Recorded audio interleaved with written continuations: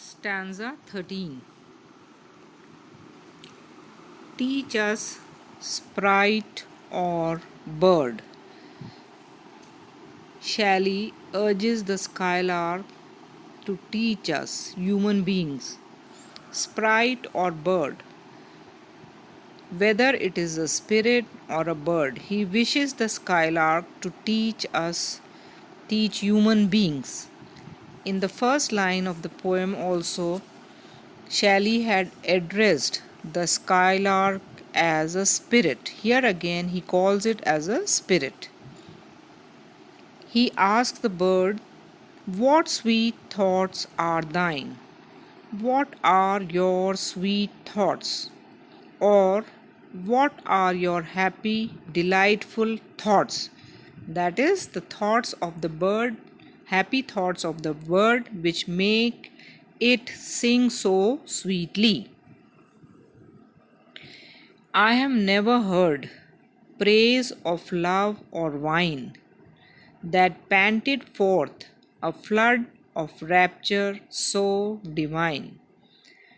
The bird's song comes out as a flood of divine rapture. He says that he has never heard any human being, anybody, singing in praise of love or wine so delightfully like the bird. He says that the bird sings so melodiously. Her song is an outburst of divine spiritual music. Human beings, whether they sing in praise of love or wine, they cannot sing in such a divine manner like the bird. Chorus hymnal or triumphal chant.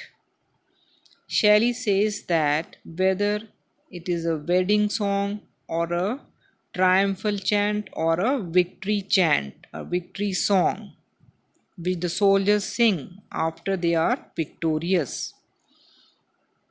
Matched with thine would be all but an empty want. He says that if both these songs, sung by human beings, are matched or compared with the song of the bird, they would be all an empty want. They would appear to be empty, that is, having no content in them. A thing wherein we feel there is some hidden want. He says that those songs of human beings, whether they are sung on the occasion of a wedding or victory, we feel that both of them have something missing in them. They lack or they want something in them. But the song of the bird appears to be perfect. What objects are the fountains of thy happy strain?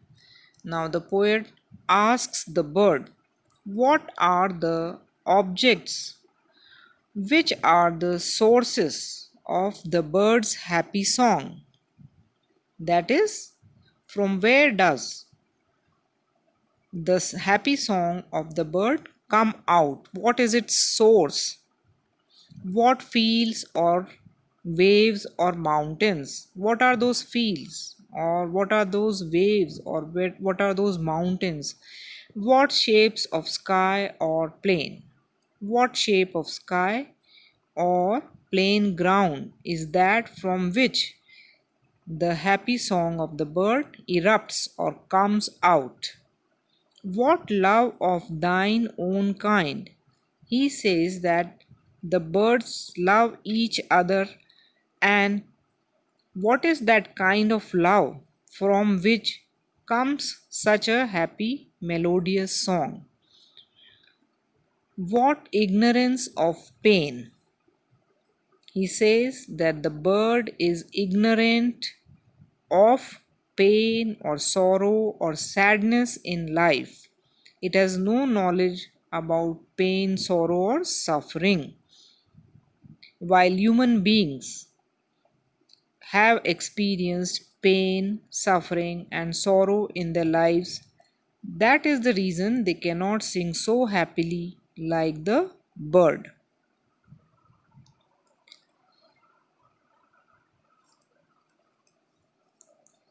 With thy clear, keen joyance, languor cannot be. He says that with your clear, keen joyance, deep joy, with your perfect happiness, languor cannot be. Dullness cannot come near you. You cannot be dull. Shadow of annoyance never came near thee. And he says that shadow of annoyance, that is sadness or sorrowfulness, has never touched the bird, as it is always there in the lives of human beings. Human beings feel dullness and annoyance or sadness. Our lives are filled with sadness and sorrow. He tells the bird that thou lovest, you love, but never knew love's sad satiety. But you never know sad satisfaction in love. So, unlike human beings, though they love each other, but they experience the sad satiety or satisfaction in love.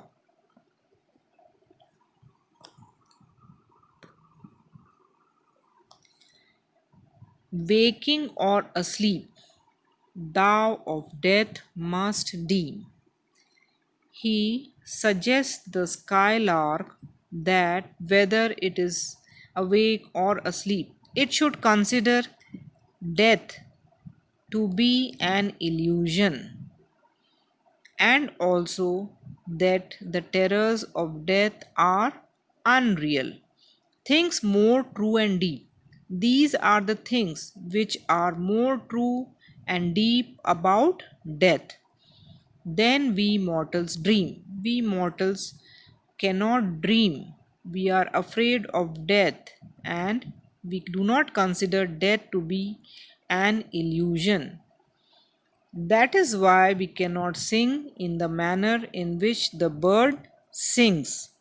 Or how could thy notes flow in such a crystal stream? He says that the notes of the bird or the song of the bird flows in such a clear stream in a clear manner because the skylark considers death to be an illusion and the terrors associated with death as unreal.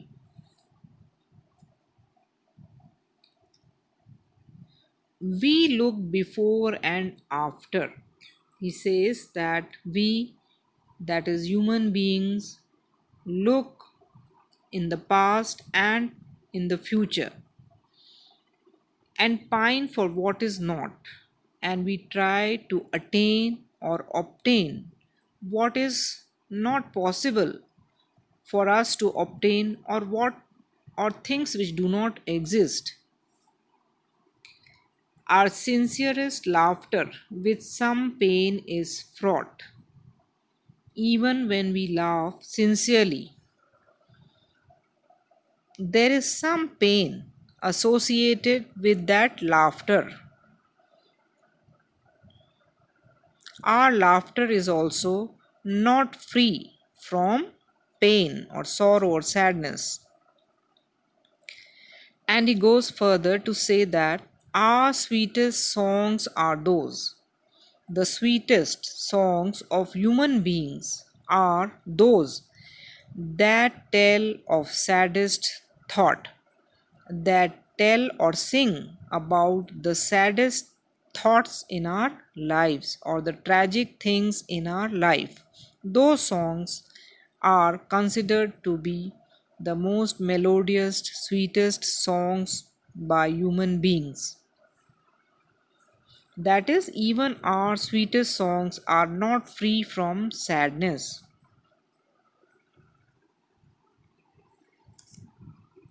Yet, if we could scorn, he says that though our lives are filled with sadness and tragic things, if we could scorn, if we could hate, if we could move away from hate and pride and fear in our lives, and if we were things born, he says that even if human beings were such things who were born not to shed a tear, who were born not to cry, I know not how thy joy we ever should come near. Said that still I do not know how we could even come near, even we could come close to your joy or happiness.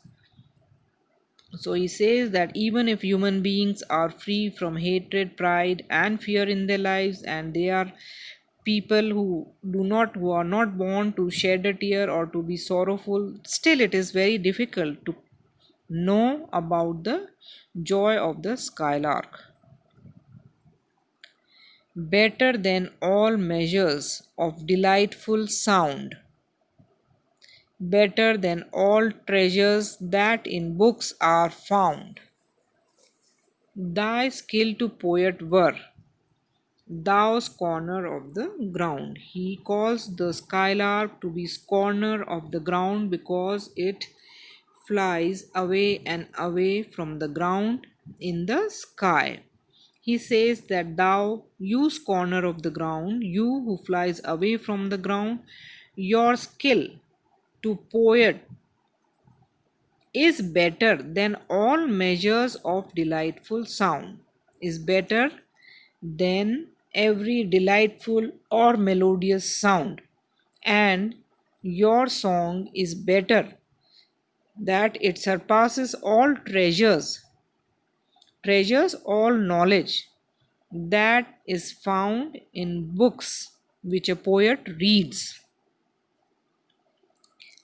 So he considers the song of the bird to be much delightful and better than all knowledge that is found in books, and more inspiring to the poet.